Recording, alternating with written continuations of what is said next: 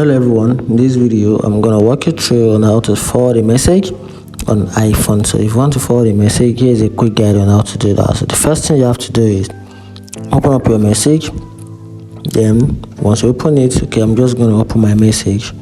Alright, this is my message. So if you want to forward a message, for example, now you want to forward this link, so just tap on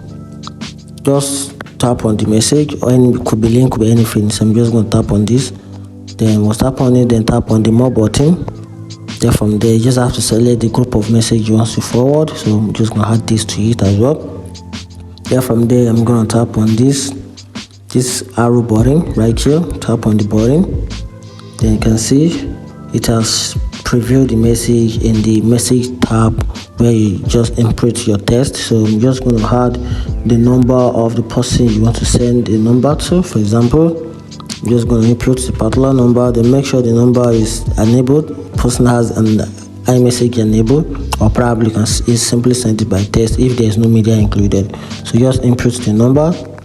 After that, just press the send button. Then that is how you can forward a message in iPhone. So if you find this video helpful, turn on the notification button and follow for more. Thank you.